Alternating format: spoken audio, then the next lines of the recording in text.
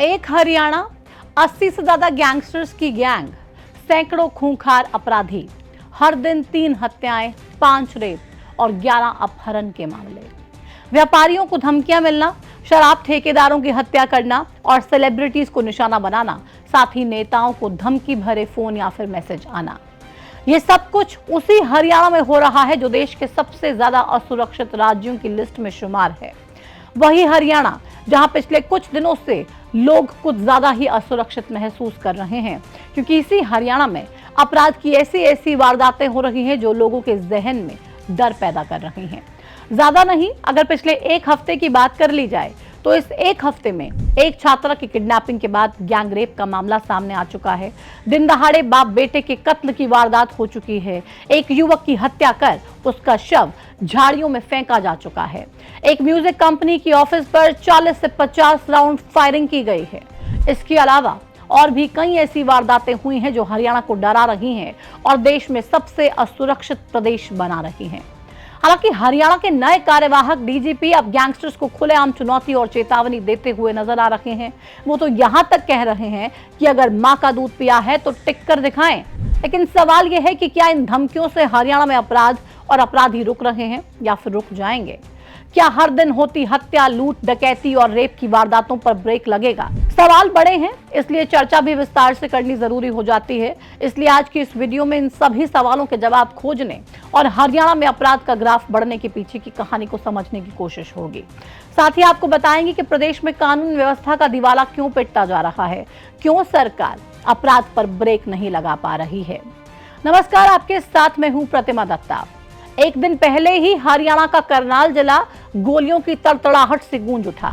करनाल की posh colony alpha city में स्थित Unisys info solutions private limited नाम की म्यूजिक कंपनी की ऑफिस पर 29 अक्टूबर को सुबह 40 से 50 राउंड की फायरिंग हुई। सुबह के समय ऑफिस में कोई भी मौजूद नहीं था, इसलिए गोलियां सिर्फ बिल्डिंग की दीवार और शीशों पर लगी। बताया गया कि 2 बाइकों पर सवार होकर 4 बदमाश इस म्यूजिक कंपनी के ऑफिस के बाहर पहुंचे और फिर लगातार गोलियां बरसानी शुरू कर दी। अब गोलियां किसने चलाई और क्यों चलाई, इसकी जांच पुलिस कर रही है, लेकिन मीडिया रिपोर्ट्स के मुताबिक मामला गैंगस्टर दीपक नांदल से जुड़ा हुआ है।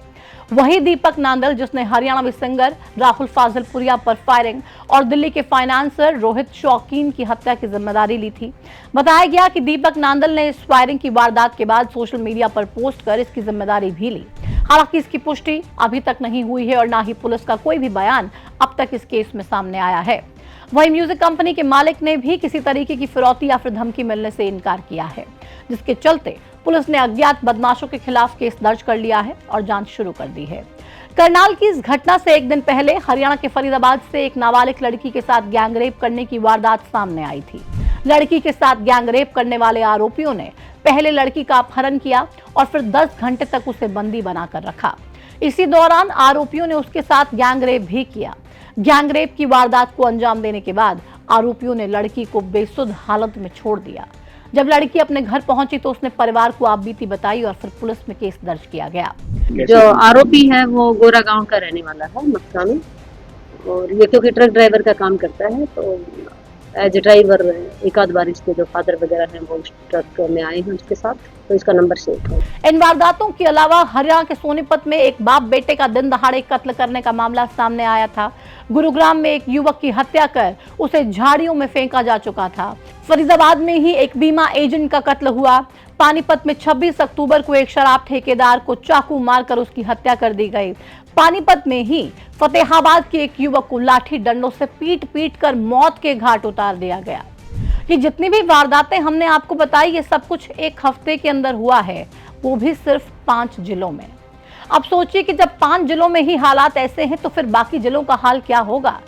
वैसे भी हरियाणा को लेकर एनसीआरबी की क्राइम रिपोर्ट में जो खुलासे हुए थे वो भी यही बताते हैं कि हरियाणा में हर दिन औसतन 3 हत्याएं होती हैं, 5 रेप होते हैं और अपहरण के तो 11 से ज्यादा मामले दर्ज किए जाते हैं। 3 करोड़ की आबादी वाले हरियाणा में अपराध के ये आंकड़े वाकई में बेहद गंभीर और चिंताजनक हैं। लेकिन सवाल यह है कि क्या सरकार को ये आंकड़े नहीं दिखते या फिर सरकार देखना नहीं चाहती।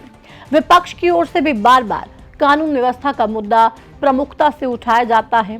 कांग्रेस नेता कई बार एनसीआरबी के आंकड़ों का हवाला देकर सरकार से बढ़ते अपराध पर सवाल कर चुके हैं, जिसके जवाब में सरकार भी कुछ आंकड़े दिखा देती है। ऐसा ही एक आंकड़ा सरकार ने दिखाया था, जिसमें यह बताया गया कि साल 2004 से 2014 के बीच अपराधों में साल दर साल औसतन बढ़ोतरी अधिकतम 18.69% रही थी, जबकि 2014 से लेकर 2024 के बीच स्नैचिंग को छोड़कर अधिकतर मामलों में ये वृद्धि माइनस में रही। वहीं हत्या के मामले में सालाना बढ़ोतरी 2014 से 2024 के बीच 1.22% रही थी, जो 2004 से 2014 के बीच 3.18% थी। इन्हीं आंकड़ों के सहारे सरकार प्रदेश में अपराध पर कंट्रोल होने का दावा करती है, लेकिन अभी हमने आपको जो वारदातें बताई उससे शायद आपको भी यही लग रहा होगा कि प्रदेश में अपराध कम हो रहा है। बहरहाल प्रदेश में अपराध रोकने की जिम्मेदारी भले ही सरकार की हो, लेकिन काम पुलिस डिपार्टमेंट को करना पड़ता है। ऐसे में पुलिस की कार्यप्रणाली को जानना भी बेहद जरूरी हो जाता है। हरियाणा में पुलिस ने अपराध पर लगाम लगाने के लिए क्या रणनीति बनाई है, इसका जवाब खुद हरियाणा के नए कार्यवाहक DGP OP Singh press conference में दे चुके हैं। उन्होंने बताया कि पुलिस की 100 से ज्यादा टीम बदमाशों के पीछे घूम रही है और अपराध खत्म करने के लिए काम किया जा रहा है। इसके अलावा डीजीपी ने उन गैंगस्टर्स को भी चेतावनी दी है जो विदेशों में बैठकर हरियाणा में अपराध करवा रखे हैं। डीजीपी ने कहा कि अगर मां का दूध पिया है तो गैंगस्टर अपराध करने के बाद यहीं रुक कर दिखाएं। बोल वाला क्या रहेगा जी, कोई दिखे तो सही, दिखता तो है नहीं। मोटरसाइकिल से आए, मारा, भाग के कहाँ गए पता नहीं चला। माँ का दूध पिया हो, टिक कर दिखाओ ना। डीजीपी ओपी सिंह का ये जोश और सख्त रवैया देखकर बदमाश कितने भयभीत होते हैं, ये तो आने वाला समय हरियाणा में अपराध की वारदातों के ग्राफ से ही मालूम हो जाएगा। लेकिन अभी की अगर बात करें तो यही कहा जा सकता है कि हरियाणा फिलहाल लोगों के लिए सेफ नहीं रह गया। आपराधिक वारदातों के शिकंजे में फंसे हरियाणा में दिन ब दिन हालात बिगड़ते जा रहे हैं। इसलिए जरूरी है कि सरकार और पुलिस इन वारदातों पर ब्रेक लगाकर लोगों को सेफ फील करवाए। आपको क्या लगता है, अपराध को कम करने के लिए सरकार और पुलिस को आखिर क्या करना चाहिए? क्या वाकई में हरियाणा में कंडीशन इतनी ज्यादा खराब हो गई है, सिस्टम कोई बचा नहीं है लॉ का, और law and order situation out of control होती जा रही है हरियाणा गवर्नमेंट के लिए? आपकी राय कमेंट सेक्शन में हमारे साथ साझा कीजिए। इस वीडियो में फिलहाल इतना ही, मुझे दीजिए इजाजत, नमस्कार।